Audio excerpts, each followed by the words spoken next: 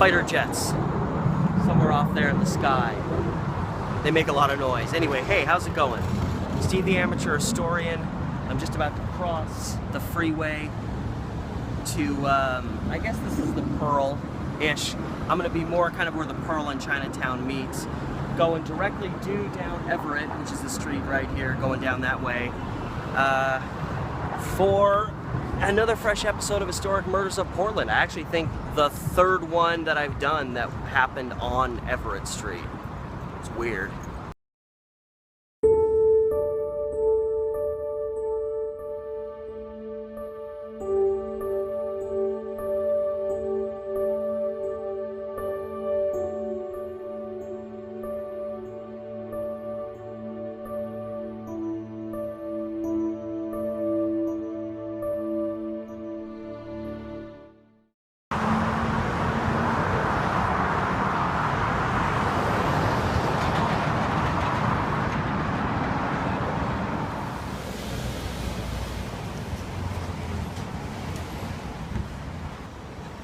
Alright folks, it's, for the sake of our story, it's late November 1935. There's two people. How they got mixed up, I don't know. I guess they met together through a mutual acquaintance. That's the only explanation I ever saw in the newspaper. I'd be very interested to know who that acquaintance was. I'd be very interested to know the backstory on that, because you get two random people that don't seem like they should come together at all. You have a 40-year-old woman named Myrtle Service, which is such an interesting name, and then you've got a 68-year-old guy named Frank LaBelle from Jewel, Oregon, which Jewel, Oregon is, you know, one of those just kind of tiny borderline, you know, at least to some people it'd be considered kind of like a ghost town. So there's almost a 30-year gap between the two. They meet through a mutual acquaintance. They're both single. They've both, I don't remember if they both had actually gone through a divorce. I know that LaBelle had been divorced for a couple of years, but I can't remember if Service was divorced or if it was just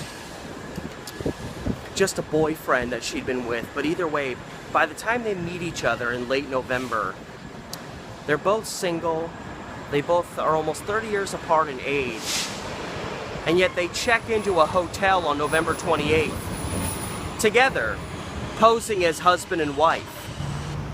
So just to show you how close all of these cases come together, this was the Everett Hotel. I do a video about a guy named George Cromartie who got gunned down in this building, and the place I'm trying to get to is literally right there. This intersection here, this is Northwest 6th and Everett. 6th is a crossing street, Everett is this one going east and west. And right here, this structure is, today this is known as the Sally McCracken building. You can actually see the name put on the side here. But this place originally opened as the New Houston Hotel. I don't remember what year, but for a long time it functioned pretty much just as a hotel. It went under a lot of different names. It was the New Houston, it was the Athens Hotel at one time, but for our sake, in the 1930s this was known as the Belmont Hotel. So when this was the Belmont Hotel, back in the 1930s, that was what it was called when Myrtle Service and Frank LaBelle checked in up there. They checked in here November 28th, 1935. They presented themselves as Mr. and Mrs. Fred Roy of Tacoma, so it was already kind of suspicious that you have two people checking into a hotel. You know, it's one thing if you pose as a married couple. People have done that, I guess. But it's particularly interesting that they, you know, would present themselves as a married couple, use a fake name, come up with this big backstory for themselves, considering what was about to happen here. So, fast forward 2 days, it's November 30th, 1935. The hotel staff gets a little suspicious here because they see Frank LaBelle come into the lobby. He's got his bags with him, but apparently they're not checking out yet, but he's got his bags with him. And he walks up to the front desk, plops the key down. Again, he's doing everything that kind of matches checking out except actually checking out. And he tells him I'm going to be out for a little while. Doesn't tell him he's checking out, just tells him I'm going to be out for a little while. So, understandably, the staff at the hotel gets a little bit suspicious. Maybe they're thinking he's splitting, he's going to bail. It's so loud here. This is what happens when you try to vlog downtown. Maybe he's going to split, maybe he's going to bail, but what is more interesting is when he comes down and he leaves for a while, he doesn't bring his supposed wife with him. Where's Myrtle's service at? So, I'm not sure exactly what floor they were on, what room they were in, details such as that, but when Frank LaBelle comes down and mysteriously kind of walks out, they send a bellboy up to their room, which would be one of these floors. And when the bellboy goes in, he discovers, the worst possible thing you can possibly discover when you're suspicious about what's going on in a hotel room, which is they find the body of Myrtle Service. She is dead on the floor. She's been reportedly shot through the neck and then a bullet that then exited her head. She probably died very quickly, I would guess, in that scenario. They even found the bullet that struck her lying right next to her body. So probably went in and just barely exited. Or it exited and deflected off something and happened to land close to her. There was also a half-full bottle of whiskey that was sitting on the, I think it was sitting on the floor. I don't know exactly what that entails. I don't know if either one of them was particularly drunk, but obviously some drinking was going on. And obviously people knew that, they finally figured out pretty quickly why Frank LaBelle bailed as quickly as he did, why he bailed from this hotel so suspiciously. And what he did was he fled to the home of his son. I never got an address, I don't know where it was at, but he fled to the home of his son and wouldn't fully admit to what had happened. And essentially what he said was he was at a hotel and some trouble happened in the hotel. That was about as far as he would go in terms of explaining what had happened. He seemed kind of manic. His son, it came to him pretty quick. Something went awry, and he actually called the police to tell them generally what was going down. But that was essentially how LaBelle was captured. Was he fled to a place where I don't know where his head was. He fled to a place where I guess he kind of thought he was going to be safe.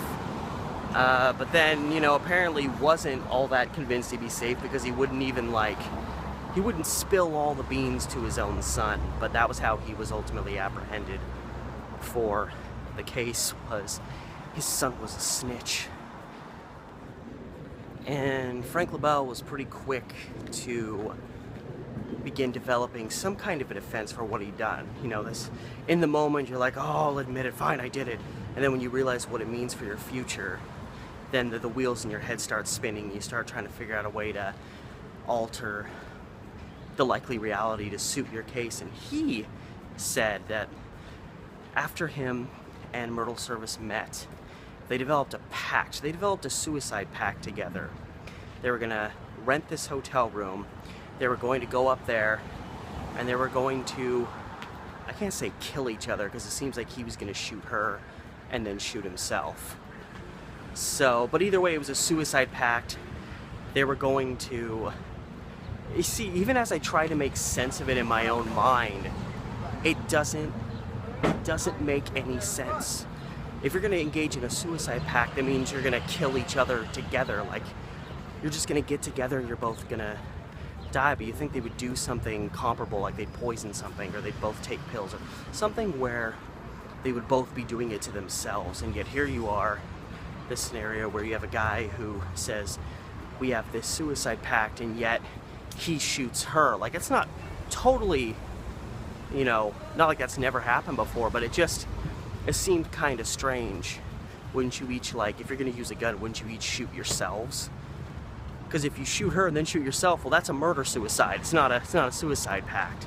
But it didn't really matter that much because this was obviously this was just a cover. This was just a situation where this guy tried to help himself as I try to sprint across Burnside. No real truth to it, and that's why even now it doesn't make a whole lot of sense, this story, but that's what he went with. And didn't really take that long for people to realize that his story was a bunch of crap.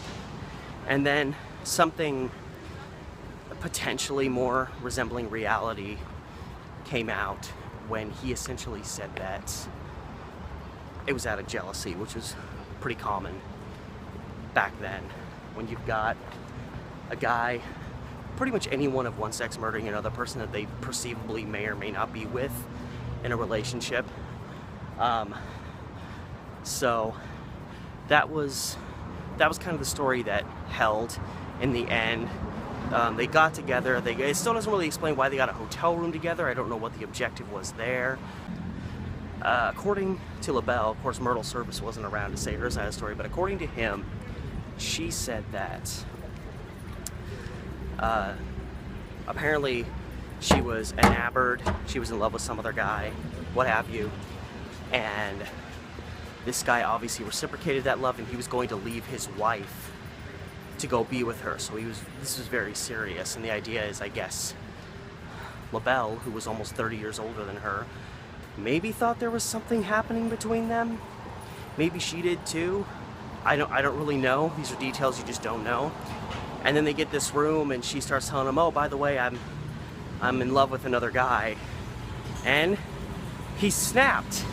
That seems to be kind of the general idea as to what happened, was he snapped. And that was why things happened. Things went down the way they did in the Belmont Hotel. And then after LaBelle's apprehension, it was late January 1936. He was allowed to plead down to manslaughter. Maybe because, and there was a lot of possibilities. There was no witnesses. Maybe in the end, the authorities didn't really know what to believe, what was the truth. And sometimes you do that just to get it over with. If you sense any kind of issues in a case like that, you just kind of like, all right, if we let you plead down to this, will you just admit to it? That may have been what happened in this case. He pled down to manslaughter, and he was given a 15-year sentence, which, I mean, was essentially a death sentence for this guy. He was 68.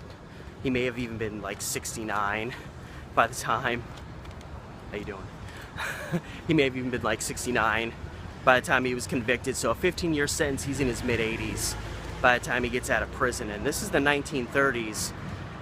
Most men today aren't even expected to live to their mid-80s. So it was essentially a death sentence. I think they took some sympathy on the guy because of how old he was, and they gave him a break, I think, is how things ultimately finished out in that case. So in all likelihood, I don't know, maybe he got super old and they paroled him so he could have a couple years left of his life not in prison. They did that sometimes, but probably more than likely he just died in prison. It's probably the more likely scenario. And I've managed to make it all the way to the waterfront, almost rambling about this case. That's it. I have no more rambling to do. So again, as always, guys, thank you for watching. This such an uplifting, all this collection of uplifting stories I'm bringing to you.